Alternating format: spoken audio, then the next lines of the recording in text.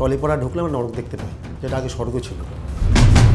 এখন যা পরিস্থিতি তাতে ভাত রুটি জোগাড় করার সংস্থানটুকু আমাদের ঠিকভাবে আসছে না।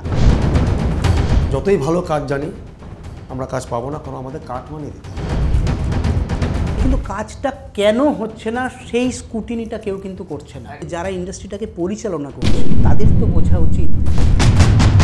জনগণ রাজা বানিয়ে দিয়েছে, রাজাই রাজা থাকবে, জনগণ ভিখারি ভিখারি হবে। একটা পুকুরে বা একটা সমুদ্রে যেরকম বড় মাছগুলো ছোট মাছকে গিলে খায়, এখানে ঠিক সেরকম ব্যাপার। নমস্কার, আপনারা দেখছেন ট্রাইব টিভি বাংলায়, আপনাদের সঙ্গে আমি শান্তনু। আপনারা রিসেন্টলি নিয়মিত বিশ্বাসে অবিশ্বাস নামক একটি অনুষ্ঠান দেখছেন, যেখানে টলিউড ইন্ডাস্ট্রিতে টালিগঞ্জে টলিপাড়া বলতে যেটা বোঝায়, সেখানে কি চলছে, কোথায় চলছে, কিভাবে চলছে, কাদের সাথে চলছে, সবই আমরা আপনাদের সামনে তুলে ধরছি। এবং তাতে কিন্তু আমরা আপনাদের সামনে অভিনেতা, অভিনেত্রী, ডিরেক্টর, অ্যাসিস্ট্যান্ট ডিরেক্টর, টেকনিশিয়ান প্রত্যেককে রাখছি। আজকে এই বিশ্বাসে অবিশ্বাস আজকের পর্বে আমরা একজন মেকআপ আর্টিস্টের সাথে আপনাদের সাথে কথা বলাবো এবং আপনাদেরকে জানাবো যে সেখানে তার অভিজ্ঞতা কী এবং তার কাজে এই যে কাজ কোথায় যাচ্ছে, প্রশ্ন অভিযোগ উঠছে, কাজ কেন পাওয়া যাচ্ছে না, নির্দিষ্ট মানুষজন কাজ পাচ্ছে, বাকি মানুষজন বাদ। আপনারা দেখেছেন পর্বের পর পর্বে বিভিন্ন মানুষজন যারা এসছেন তারা কিন্তু এই কথাই বলেছেন আপনাদের সামনে। আজকে কিছু তথ্য, যে তথ্য খুব গুরুত্বপূর্ণ, আমরা আপনাদের সামনে তুলে ধরবো। আমাদের সঙ্গে আছেন আজকের পর্বে মেকআপ আর্টিস্ট সঞ্জু রয়, আমার বাদিকে বসে আছেন। সঞ্জুবাবু, আপনাকে বিশ্বাসে অবিশ্বাসে এই অনুষ্ঠানে স্বাগত এবং ট্রাইব টিভি বাংলায় স্বাগত। এরকম অভিযোগ উঠছে সঞ্জুবাবু, আপনি একজন মেকআপ আর্টিস্ট, আপনি এই যে বিশ্বাসে অবিশ্বাস যে অনুষ্ঠান আমরা করছি তাতে কিন্তু প্রত্যেকেরই অভিযোগ যে এই মুহূর্তে টলিপাড়ায় যা চলছে সেটা কিন্তু চলার কথা নয়। কি অভিযোগ বলুন তো, এক্স্যাক্টলি কি সমস্যা? অভিযোগ কি, দেখুন, কাজ জানার লোক কাজ পাচ্ছে না, যারা ভালো ভালো কাজ জানেন। আমি আমার কথা বলবো না, যারা আছে অনেকে খুব ভালো কাজ করে, আর যারা কাজ জানে না তারা কাজ পাচ্ছে। তার একটাই কারণ কাজ করতে গেলে অনেক কিছু স্যাক্রিফাইস করতে হবে। কি স্যাক্রিফাইস করতে হবে? স্যাক্রিফাইস করতে হবে বলতে অনেক কিছু চাহিদা আছে, অনেক কিছু চাহিদা আছে। মানে আমাদের চাহিদা কাজ, কিন্তু তাদের চাহিদা অনেক কিছু। তাদের কাদের? এখন দেখুন, সবই তো বিশ্বাস বলে তো আর কিছু নেই, সবই অবিশ্বাস হয়ে গেছে আমাদের টলিপাড়াটা এমন হয়ে গেছে, মানে নরক। আমরা যেমন বলি না, আমরা কেউ স্বর্গে যায় নরকে যায়, যেতে হয় না। টলিপাড়া ঢুকলে আমরা নরক দেখতে পাই, যেটা আগে স্বর্গ ছিল। অটোমেটিক কথা বললেন। হ্যাঁ, হয়ে গেছে। টলিপাড়া এখন নরক হয়ে গেছে স্যার। কেন করে দিয়েছে? টলিপাড়া খারাপ নয়, খারাপ করে দিয়েছে। ইন্ডাস্ট্রি খারাপ নয় আমাদের টলিগঞ্জ ইন্ডাস্ট্রি, কিন্তু খারাপ করে দিয়েছে, হাতে ধরে খারাপ করেছে। যেমন হয় না, যেমন দুটো সন্তান থাকলে একজনকে ভালো করা একজনকে খারাপ করা, এটা হাতে ধরে খারাপ করা হয়েছে। আর যতই ভালো কাজ জানি আমরা কাজ পাবো না, কারণ আমাদের কাটমানি দিতে হবে। আমরা যদি এটুকু পাই, ওনাদের এতটা কাটমানি, তাহলে আমরা ঘরে কি নিয়ে যাব, সংসার কী করে চলবে, আমরা ফ্যামিলি কী করে চালাবো, নিজে কী করে চলবো, অসম্ভব ব্যাপার। তার মধ্যে অনেক কিছু ব্যাপার আছে। এখন যারা কাজ পাচ্ছে তারা সব নিজেদেরই লোক, সব যারা মানে বলা যায় না যে উঠে বসে আনুগত্য বলছে। অবশ্যই ওনার কথা উঠবে বসবে সব কিছু এই চলছে, নোংরামি চলছে। মেন কথা নোংরামি চলছে টলিপাড়ায়, যেটা চলার কথা না। বাংলা ইন্ডাস্ট্রি খুবই ভালো ইন্ডাস্ট্রি, বাংলা ইন্ডাস্ট্রিতে দেখে অনেক ইন্ডাস্ট্রি আগিয়েছে, কিন্তু আমরা এত পিছিয়ে যাচ্ছি একটা কারণে। যেখানে আমি বলে দিই স্যার, যেখানে রাজনীতি, কখনো দেখবেন যে আমাদের এই যে বাংলা ইন্ডাস্ট্রি একটা কলা, তো এখানে যদি ইন্ডাস্ট্রিতে যদি রাজনীতি ঢুকে যায়, সেখানে কিন্তু কোনো কাজ ভালো হয় না। আর যেখানে কাজ ভালো হয় সেখানে রাজনীতি ঢোকাটা উচিত নয়। টোটালি রাজনীতি চলছে, নোংরা রাজনীতি। আগে কি পার্টি ছিল না? আগে কি রাজনেতারা ছিল না? তখন হয়নি, এখন কেন হচ্ছে? তখনও হয়েছে, কেউ না খেয়ে মরেনি। এখন কাজ জানা লোকরা না খেয়ে মরছে। আর যারা কাজ পাচ্ছে, আপনি তো অনেক কাজ করেছেন, যা আপনি অনুষ্ঠানে শুরু করার আগে আপনি বলছিলেন, কিন্তু এই যে হঠাৎ করে কাজ কমে গেল, এ তো আপনার পরিবারের ক্ষেত্রে, আপনার জীবন ধারণের ক্ষেত্রে একটা সাংঘাতিক পরিমাণে ধাক্কা। সেটা হয়তো আপনিও বুঝতে পারছেন, আমরা বুঝছি, আমাদের মতো যারা তারা বুঝতে পারছেন, কিন্তু ওনারা তো বুঝতে পারছেন না। যারা উঁচু উঁচু বড় বড় মাথা, যারা আমরা বানিয়ে রেখেছি বড় মাথা আর নিজেরা জোর করে বড় মাথা হয়েছেন, তারা তো বুঝতে পারছেন না। তারা যা টিফিন করছেন আমাদের মনে একটা সংসার চলে যায়, কিন্তু আমাদের যে কী পরিস্থিতি তারা তো বুঝতে পারছেন না সেটা। এখন যদি আমরা আমাদের ঘরের বাচ্চা যদি কথায় কথায় চিকেন খেতে ছিল, পারছি না নিয়ে যেতে, কিছু একটা মানে স্কুলের ফিস, টিউশনের, গাড়ি ভাড়া, মানে অনেক কিছু খরচা যার যাবতীয় হয়, কেউ অসুস্থ হয়ে গেলো বাড়ির, এগুলো তো আমাদের ফেস করতে হচ্ছে, তাদের তো না। তাদের কোনো আসে যায় না, আসে যায় না বলেই আজ বাংলা ইন্ডাস্ট্রি নরক হয়ে গেছে। আর অনেক কিছু ব্যাপারে সব কিছু কথা তো আমরা তুলে ধরতে পারবো না, কারণ বলতে গেলে অনেক কিছু বলা হয়ে যাবে। যারা ভোগ করছে করছে, যারা করছে করছে না। কিন্তু এই যে আপনার এই যন্ত্রণা, এই যেভাবে আপনি বললেন, হ্যাঁ, এবং আপনার এই যে যেখানে আমরা কাজ করতে যাই সেই কাজের পরিবেশ জানা বোঝা সত্ত্বেও, আপনার মধ্যে কাজ করার সেই ট্যালেন্ট থাকা সত্ত্বেও আপনি কাজ পাচ্ছেন না, এই যে মানসিক যন্ত্রণা, এবং আপনার পরিবারও তো এর জন্য ভুগতে হচ্ছে। এই তো সকালে ভাবছি যে কালকে কি হবে, আবার বিকেলে ভাবছি যে পরের দিন সকালে কি হবে। মানে কাজ জেনে যদি ভালো কাজ করে এত বছর যদি ইন্ডাস্ট্রিতে থেকে এত বছর কাজ করে যদি সব ভাবতে হয়, তাহলে কাজ করার মানে কি হয়? কিছুই না, যন্ত্রণা অনেক। আপনার জীবন, আমি যদিও এটা খুব ব্যক্তিগত প্রশ্ন, তাও আমরা যেহেতু সিরিজ ওয়াইজ করছি, জীবন কিভাবে চলছে এখানে, আমি তো এটা বলবো সঞ্জীববাবু, কারণ আপনি একজন মেকআপ আর্টিস্ট, আপনি এত টলিউড ইন্ডাস্ট্রিতে কাজ করেছেন, আপনি আমাকে যা শেয়ার করলেন দর্শকরাও জানেন হয়তো সেইটা, তো আপনি বলতে বলতে আপনার মানে আবেগপ্রবণ হয়ে যাওয়াটা স্বাভাবিক কথা, কিন্তু জীবন কিভাবে চলছে? জীবন আমার দিক দিয়ে বলছি, আমি আরও কয়েকজনের দিক দিয়ে বলছি, তাহলে আপনি বুঝতে পারবেন, সবাই এটা বুঝতে পারবেন যে খুব ভালো মানে সাউন্ড রেকর্ডার আমার সাথে দেখা হলো, ভালো লেখক যে রাইটার তাদের সাথে আমার দেখা হয়, ভালো মেকআপ আর্টিস্ট আরও আছে, আমি যে ভালো তা না, আরও আছে। কেউ মুদিখানা দোকানে কাজ করছেন, যে রাইটার সোনারপুরে বাড়ি, একটা বই খাতার দোকানে কাজ করছেন, সে অনেক কষ্ট করে কিন্তু অনেক কিছু করেছেন। কেন? ভালো স্টোরি নিতে গেলে কাটমানি দিতে হবে, তো কাজ জানো না জানো, হ্যাঁ তুমি আমার কাজ জানা দরকার নেই, কাটমানি মাস্ট। তারপরে যেভাবে চললো কি না চললো, প্রডিউসার ডুবে যাক, কিন্তু একটা প্রডিউসারকে বাঁচালে যে সেই প্রডিউসার 10টা কাজ দেবে, এটা আমাদের মাথায় নেই। আমি বেঁচে গেলে প্রডিউসার ডুবুক, আমার দরকার নেই।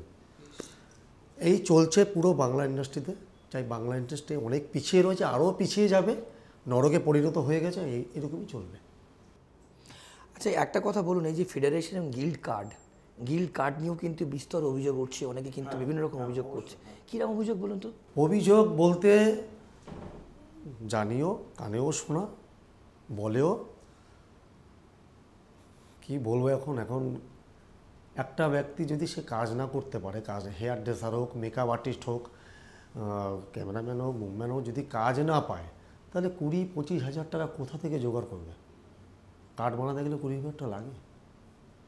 আচ্ছা, লাগছে তো, কাঠ মানি তো মেন, তো কাঠ মানি দিতে হবে এত টাকা, সে টাকাটা পাবে কোথায়?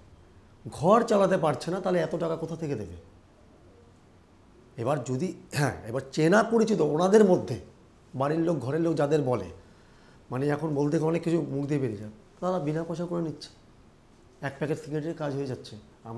আমরা যদি যাই, আমাদের মতো লোক যায়, তাহলে এই কাঠমানিটা যায় কোথায়?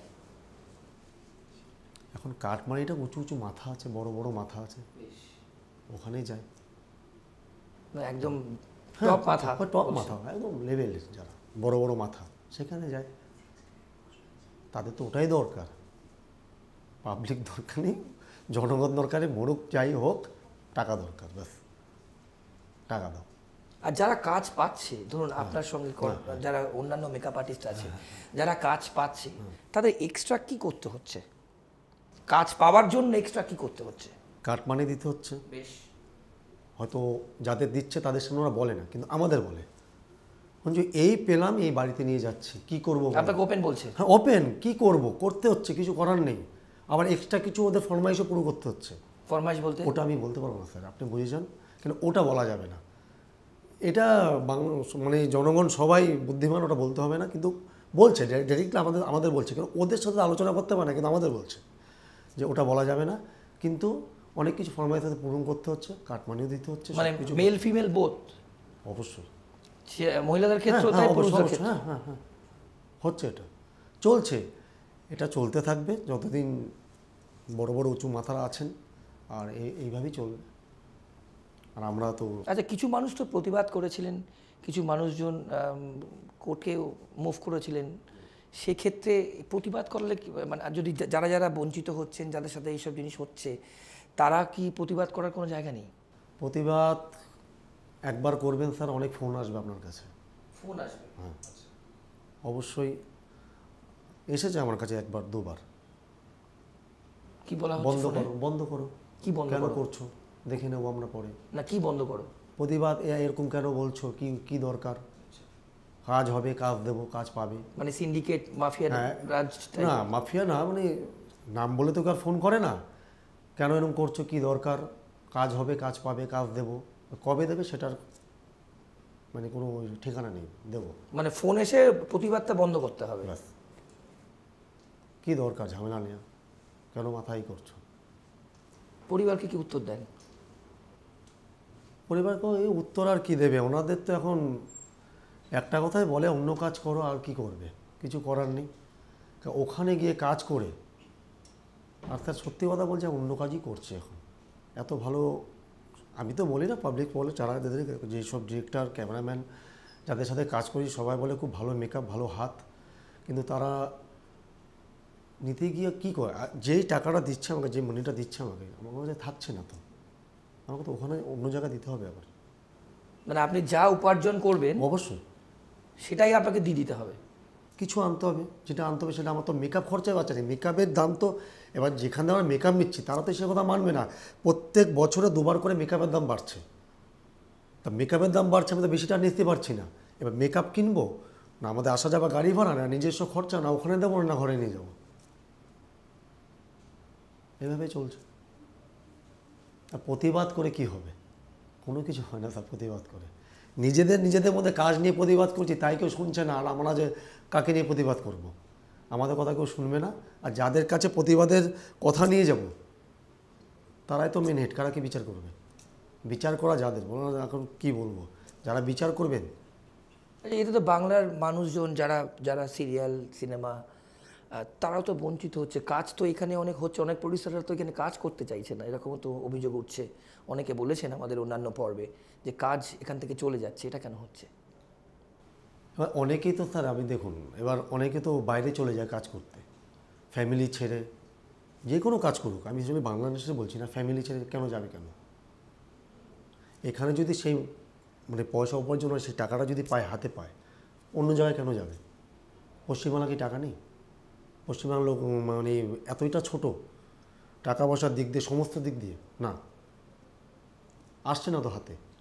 দিনের পর দিন কাজ করে যাচ্ছে, টাকা কিছু আসছে না হাতে। তা আমরা কথা হচ্ছে, যেখানে আমরা জন্মভূমি, আমাদের যেখানে বসবাস করছি, যেখানে আমরা থাকছি, যেখানে আমরা ভোট দিচ্ছি, যেখানে আমরা দিনের পর দিন আমরা কষ্ট করে যাচ্ছি, তাহলে সেখানে যদি সেখানে টাকা পাবো না, তাহলে বাইরের লোক কেন টাকা দেবে? বাইরে কেন আমরা যাবো? কেন আমাদের দরকার কি? ফ্যামিলি ছেড়ে, ঘর ছেড়ে আমরা অন্য জায়গায় কেন যাবো? কী দরকার? বাইরের দেশে কেন টাকা আছে, এখানে কেন নেই? আছে, দিচ্ছে না কেন? ওনারা কী করে দিচ্ছেন, এখানে কেন দিচ্ছেন না? এটাই কথা, যে বাইরে চলে যাচ্ছে এই কারণে এখানে টাকা নেই, মানে আমাদের জন্য নেই। টাকা আছে কিন্তু আমাদের জন্য নেই। টাকাটা যাচ্ছে কোথায়? উপরে বড় বড় মাথা, বড় বড় নাম, বড় বড় বাবু। তো বাবুরা বিরাজ করছেন? বাবুরা বিলাস করছেন, আমাদের টাকা নিয়ে ওনারা বিলাস করছেন। বাহ। জনগণ রাজা বানিয়ে দিয়েছে, রাজাই রাজা থাকবে, জনগণ ভিখারি ভিখারি আরও হয়ে যাবে। খুব বড় কথা বললেন। অনেক ধন্যবাদ সঞ্জীববাবু আমাদের আজ এই অনুষ্ঠানে আসবার জন্য। আজকের পর্বে একটা পার্ট আপনারা দেখলেন, একটা পার্ট আমরা আপনাদের সামনে তুলে ধরলাম। আরও বিস্ফোরক তথ্য আপনাদের সামনে রাখবো। বিরতির পর আবার ফিরে আসছি। বিরতির পর ফিরে এলাম। আপনারা দেখছেন বিশ্বাসে অবিশ্বাস। বিশ্বাসে অবিশ্বাস। এখন আপনারা, আমি যার সাথে ইন্টারভিউ নেবো, আপনারা যার কথা শুনবেন, তিনি খুব পরিচিত মুখ। কিন্তু পরিচিত মুখ মানে হয়তো আপনারা ক্যামেরার সামনে দেখেননি, যারা দর্শকরা দেখেন, কিন্তু ক্যামেরার পেছনে তার রোল কিন্তু খুব খুব খুব গুরুত্বপূর্ণ। এবং এই পর্ব শুরু করার আগেই, স্টুডিওয়ে ঢোকার আগেই যে ক্যামেরায় শ্যুট হচ্ছে সেই ক্যামেরাকে প্রণাম করে তিনি আমাদের এই এপিসোডে অর্থাৎ এই পর্বে কিন্তু বসলেন আমার পাশে। তাহলে ভাবুন তার আবেগটা কোথায়। কাজে যদি আবেগ না থাকে সেই কাজ কোনো দিন কখনো কারোর পক্ষে কিন্তু সফল করা সম্ভব নয়। আমরা বিশ্বাসে অবিশ্বাসে আপনার সাথে পরিচয় করে দেবো। বাদিকে বসে আছেন টলিউডের অন্যতম এক্সপিরিয়েন্স অভিজ্ঞ ক্যামেরাম্যান মৃণাল মাইতি।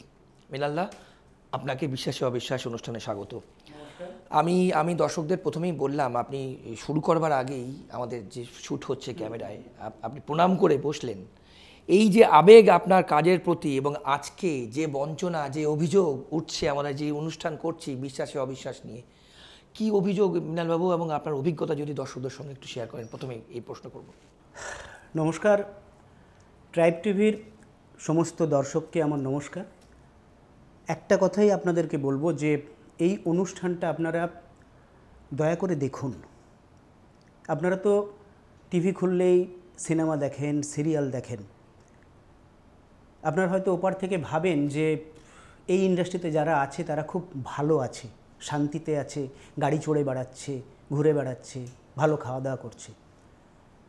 কিন্তু না, আর্টিস্ট থেকে শুরু করে টেকনিশিয়ানস আমরা যারা আছি তাদের প্রত্যেকেরই অনেক যন্ত্রণা আছে, অনেক দুঃখ আছে। বিশেষ করে এখন যা পরিস্থিতি, তাতে দুবেলা ভাত রুটি জোগাড় করার সংস্থানটুকু আমাদের ঠিকভাবে আসছে না।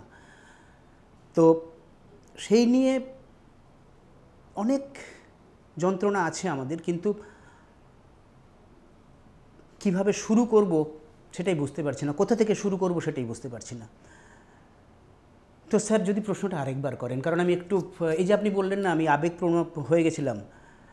দেখুন, ক্যামেরাতে যখন কাজ করি সেটা আমাদের কি বলবো, তাকে আমরা পুজো করি। ফ্লোরে যখন ঢুকি ফ্লোরকে আমরা প্রণাম করি, তার কারণ হচ্ছে সেটাই আমাদের ভাত ঘর। তো সুতরাং তাকে যদি আমরা শ্রদ্ধা না করি, তাকে যদি আমরা ভালো না বাসি, তাহলে সেও তো আমাদেরকে রিটার্ন দেবে না। কিন্তু দিন দিন যা পরিস্থিতি, আমি একটু যদি পেছনে যাচ্ছি, তার কারণ কি, ধরুন আমি 2015 পর্যন্ত আমরা যখন কাজ করেছি তখন দেখেছি আমাদের কাছে 2-3টে ডেট ক্ল্যাশ হতো, মানে একই দিনে 2-3টে ডেট পড়তো। তখন আমরা করতাম কি, বিভিন্ন আমার যারা বন্ধুবান্ধব টেকনিশিয়ানস আছে তাদেরকে সেটা দিয়ে দিতাম, তাদেরও সেরকম কখনো হলে আমাকে তারা দিত। কিন্তু এখন সেটা হয় না। আচ্ছা, আমি একটা ছোট্ট কথা জিজ্ঞেস করি যে একটা মানুষের তার সংসার চালাতে গেলে প্রতি মাসের একটা তো খরচ আছে। সেই মাসের খরচটা আমাদের, এটা আমরা জানি, নো ওয়ার্ক নো পে। আমরা যেদিন কাজ করব সেদিন আমরা পয়সা পাবো, যেদিন কাজ করব না সেদিন পয়সা পাবো না। তাহলে অন্তত আমাদেরকে তো 10টা দিন মাসে কাজ করা উচিত 30 দিনের মধ্যে। সেটাও যদি না থাকে তাহলে তো আমাদের পারিবারিক অনেক টানাপোড়েনের মধ্যে চলতে হয়, তাই না? তো আপনার কি এর মধ্যে কোনো প্রশ্ন আছে যে কেন হচ্ছে না?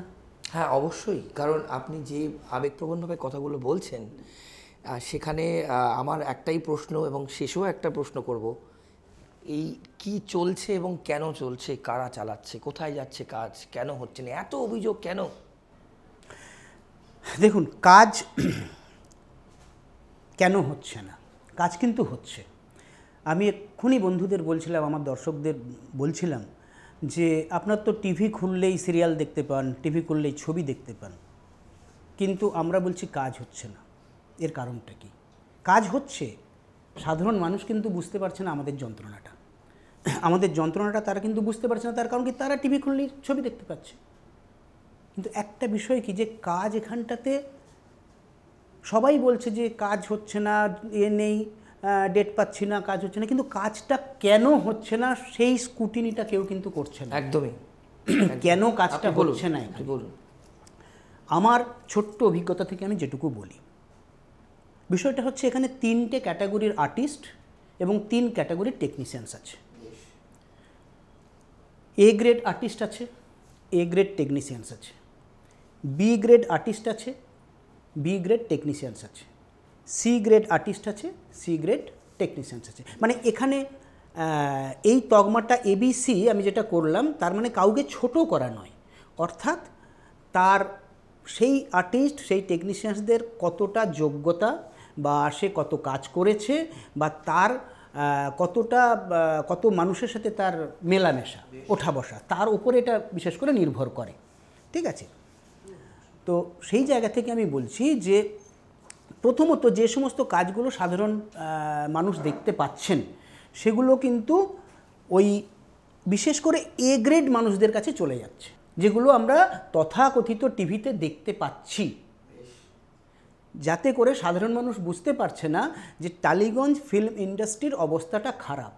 আচ্ছা একটা কথা বলুন তো, আমরা টালিগঞ্জ ফিল্ম ইন্ডাস্ট্রি বলে খুব গর্ব করি। ইন্ডাস্ট্রি মানে কি? যেখানে উৎপাদন হয়, তাই তো? আমাদের এখানে কি উৎপাদন হয়? শিল্প উৎপাদন হয়। সেই শিল্পটা উৎপাদন হয়, তাহলে সেই শিল্পর ওপরে কিন্তু নানা রকম প্রেশারও তৈরি হয়। সেই প্রেশারটা আমি একটু ছোট্ট করে বলি। কারো প্রতি আমার কোনো অভিযোগ নেই, কিন্তু আবার একেবারে যে অভিযোগের তীর কারো প্রতি নেই তাও না। যারা এই ইন্ডাস্ট্রির ওপরে বসে আছেন, মানে যারা ইন্ডাস্ট্রিটাকে পরিচালনা করছেন, তাদের তো বোঝা উচিত একটা শিল্প তৈরির কারখানা, এমনিতে তো আমাদের এখানে কোনো সেরকম কোনো কারখানা নেই, কিছু নেই, মানুষ বাইরে চলে যাচ্ছে ইত্যাদিতে, এগুলোও ছেড়ে দিন, কিন্তু আমাদের এখানে যে শিল্প তৈরির কারখানা, মানে বম্বে ফিল্ম ইন্ডাস্ট্রি বাংলাকে শিখেছে, সেই বাংলা আজকে তলানিতে কেন? বাংলাতে কোনো সিরিয়াল আর কয়েকটা ছবি ছাড়া এখন কোনো কাজ আসছে না।